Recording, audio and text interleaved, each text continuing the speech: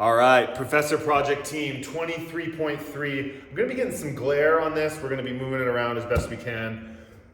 Exciting workout, fun workout. It's very much, they keep using the word test instead of workout, and it is a test. You are going to get a score based on how good you are at these three movements.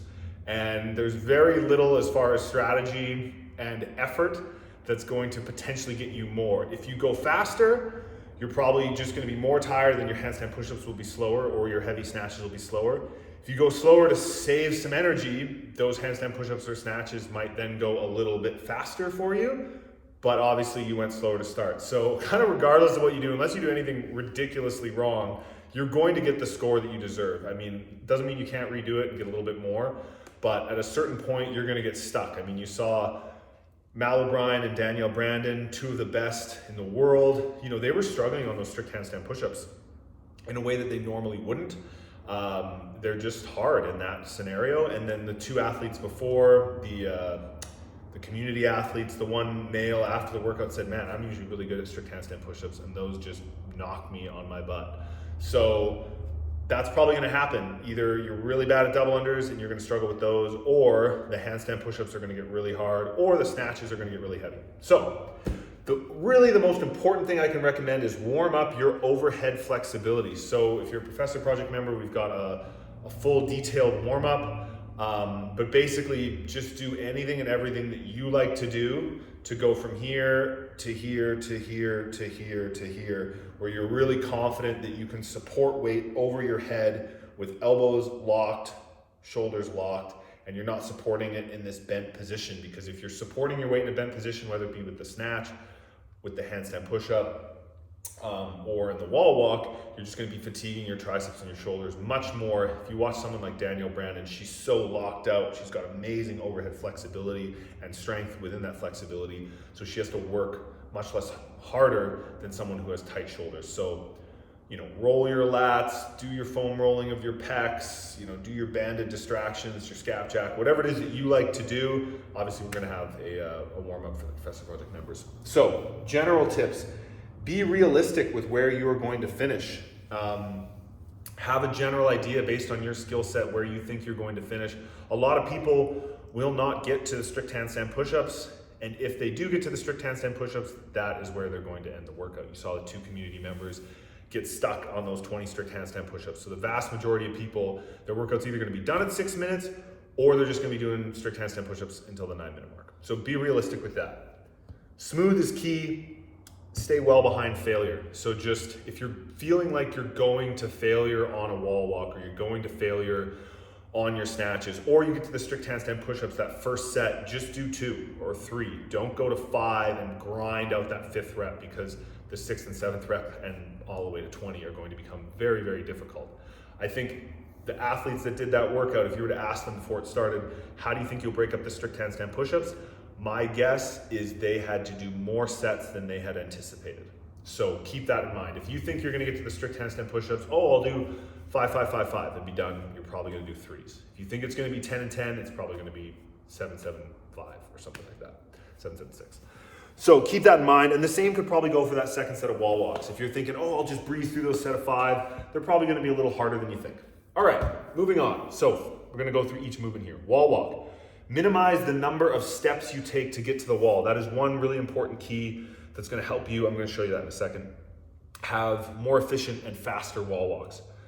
Drop to the ground. So once you hit the lockout position there against the wall, immediately get your hands forward, keeping your feet on the wall. That's part of the standard. But then as soon as that happens, drop down. Just like a burpee. Try not to lower yourself down. Try to drop down. So if you have a mat, use that.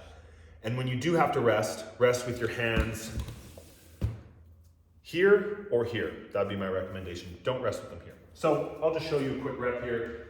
It's a good rep. So you're going to start here. You're going to kick your feet up.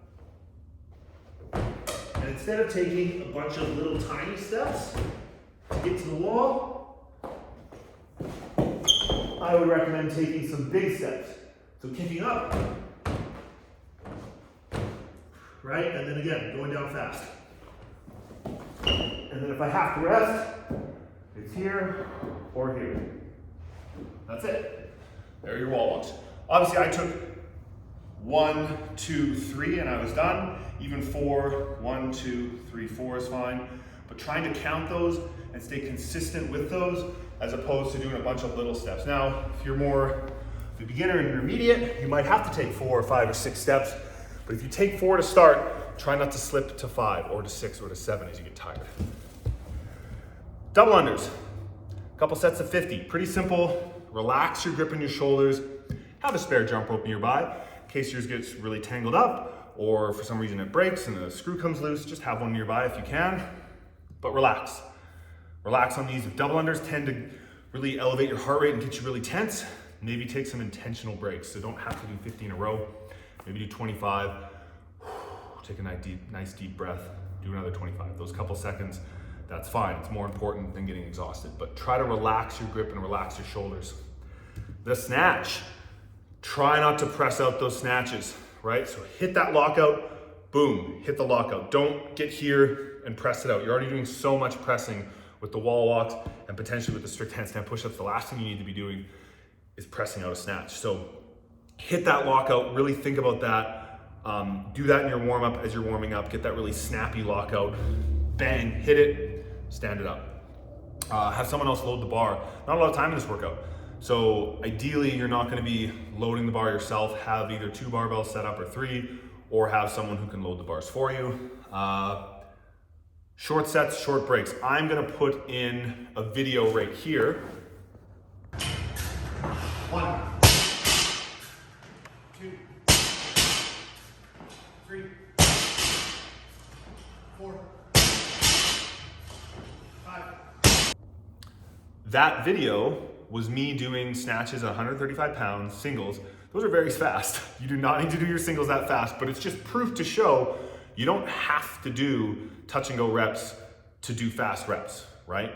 I would recommend doing, in that first barbell, you don't have to go with singles, but doing, a set of 4, a set of 4, a set of 4, and then a set of 3, or 3 sets of 5, or something like that. Even Daniel Brandon broke them up at least once. So I think for most people, breaking those up a little more than you think you should is going to be a very good idea. Again, it's going to come down to that shoulder fatigue in these strict handstand push-ups or potentially just general fatigue in that second set of snatches. So don't be afraid to do quick singles or quick sets of 3, really just minimizing that overall fatigue, but especially shoulder fatigue. So short sets with short breaks. Lockout with the wide stance. With the way that the standard's written, you don't have to bring your feet back together right underneath. So if you want to do a power snatch where you're here, pulling, you're hitting it here, stand up. Even if you're here, that's fine. You don't have to go and back together, okay? So again, you can go here, bang. As long as your feet are in line with each other, obviously this doesn't count, that's uneven. But if they're in line with each other, just stand it up, drop the barbell. No need to hold that barbell overhead for more time than you need to. And lastly, the strict handstand push-up, the last one. These will be very hard, okay? These will be very hard because you've just done a lot of shoulder work before that. You've done anywhere from 3 to 6 minutes of just shoulder, shoulder, shoulder, shoulder. Heart rate's gonna be high. You're gonna kick up, you're gonna go, oh wow, I thought I was gonna do, I don't know, a certain number, and you're gonna do less than that. So keep that in mind. And you will be closer to the wall than usual. So let me show you what the handstand push-up standard here looks like. I kind of just set it up real quick for this video. Mine will look a little different on game day. But so this is the usual box, right? Usually it is 36 inches from tape to tape and then 24 inches long. So I could usually have my hands right here and do my handstand push-ups, or even right here. That used to be okay. This week, you have to have some part of your hand in contact with this line at all times. So it could be this, or it could be this. Those are gonna be the 2 things I'd recommend, right? Keeping these little fingers here, maybe this finger here on that line, or here. But be mindful that as you do your reps, you might end up slipping a bit. So all of a sudden, that doesn't count, that counts. Doesn't count, counts, okay? So, as you can tell, your hands are gonna be much closer to the wall, potentially a little bit, definitely closer to the wall, maybe not quite as wide as you're used to, but definitely closer. So as you're closer, you're going to fall off the wall. So what that means, really important to have that nice overhead position when you're warming up and you're not here, because if you're there, you're just gonna fall right off the wall. And the same thing goes for that midline. Keep that stomach tight. Don't allow yourself to arch. As you arch, you're gonna lose balance. A bunch of weight's gonna start coming off the wall, and you're gonna fall off the wall. So keep that in mind. Do some reps in warm up. Don't do like a lot in warm up, but get in a couple really solid singles and doubles where you're just doing them really, really well. At that point in the workout, it's not gonna be a rush. It's not gonna be about speed. It's gonna be about quality. It's gonna be about not getting any no reps. If you did the open in prior years, sometimes they'd have that line on the wall for your feet to cross. Think about those. You weren't just banging them out really fast. You had to lock out, do a little pause, and really make sure of every rep. It's gonna be more like that, where you're really making sure that every rep is solid and tight and pristine, as opposed to bang, bang, bang, bang, bang, bang, okay? That's pretty much it. So keep that in mind. Obviously, I'm gonna probably set this up a little differently, but I just did this really quickly for the video. And it should help you understand, like, oh, usually if I use this box, I might put my hands like here. Well, look at that. All of a sudden, you're 3 inches closer to the wall and 2 inches narrower. Makes a big difference. That should be it. I think this video is long enough. Enjoy this workout. It's definitely something you can repeat if you want to. I would film your first attempt and then go back and watch. And really, you're going to get stuck. Like I said, you're either gonna get stuck on the handstand push-ups or you're gonna get stuck on the heavy snatches. And that's just how it's gonna end. You're gonna run out of time. So there's really two strategies, right? There's, oh, I know I'm gonna get stuck, so I'm gonna go a little bit hot, gain that time, and then I'm gonna get stuck anyway. Or you're gonna say, well, I'm gonna get stuck, so I gotta stay fresh. I wanna save my shoulders. Yeah, I'm gonna get there a little later, but then I'll be nice and fresh and I can bang them out. Which one is correct? I don't know. They're probably both gonna get you about the same score, but if you do plan on repeating, I would do one of those strategies the first time, and then the next time I would probably do the other one. The only way that I could be wrong is if you do it the first time and you just massively mess it up. So if you do it the first time, oh, I got a bunch of no reps and my rope tangled up, and then probably just do it the same way again. But try to have a really good, solid run through where you do everything the way that you planned. One of those two things, either go out a little bit fast, bank that time, knowing you're gonna get stuck anyway, or go a little slower, save that kind of fatigue, so you're not as fatigued. You get there a little bit later, but you're fresh, and then you can start really chipping away at that thing that's gonna cause you to have a bottleneck and slow down. That's it. Really excited about this one. Professor Project members, hit me up if you have any questions. Hopefully you have enjoyed the open. I know I have, and we'll see you all again soon.